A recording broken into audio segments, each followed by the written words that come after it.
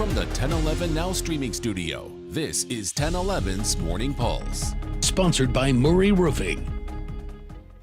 Good morning. This is Craig Allison with your Morning Pulse for Wednesday, January 8th. Our first story this morning, senators around Nebraska are heading to Lincoln today to begin tackling issues in the new session of the legislature, as well as addressing bills that have caused friction amongst lawmakers and residents. Among some of the proposals on the docket this session are gender-based restrictions for bathrooms in K-12 schools, locker rooms, and sports teams, as well as changes in allocating funding to those schools and taking pressure off property taxes. We'll be sure to follow this as the session develops.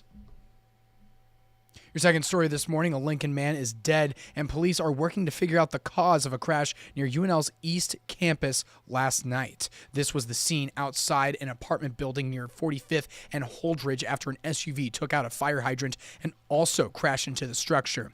Driver died at the scene after he was ejected from the vehicle, and Lincoln Fire and Rescue say 8 people have been relocated because of the damage to the building. Your third story this morning, 22-year-old Mackenzie Hinderleiter is on the run and has a warrant out for her arrest after leaving a hospital here in Lincoln following a high-speed chase on New Year's Eve, ending in a rollover crash. According to the Merritt County Sheriff's Office, Hinderleiter was driving recklessly on Highway 30 between Clarks and Central City after a pursuit with speeds reaching more than 125 miles per hour. She lost control of her car, and she was flown to Bryan West, where she was later walking away despite hospital staff telling her not to.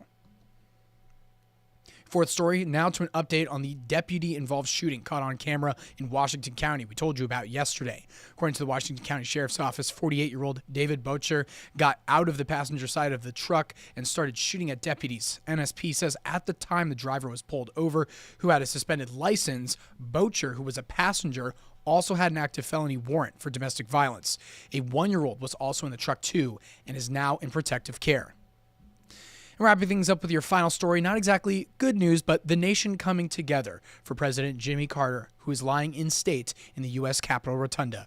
His remains traveled from the Carter Center in Atlanta to D.C. yesterday, with crowds in the nation's capital waiting to say one last goodbye to the 39th Commander-in-Chief. President Jimmy Carter will lie in state in the Capitol Rotunda for 36 hours. The public can come to pay their respects before his national funeral on Thursday. That is your Morning Pulse for this Wednesday morning, and we'll wrap things up with a look at your 7-day forecast.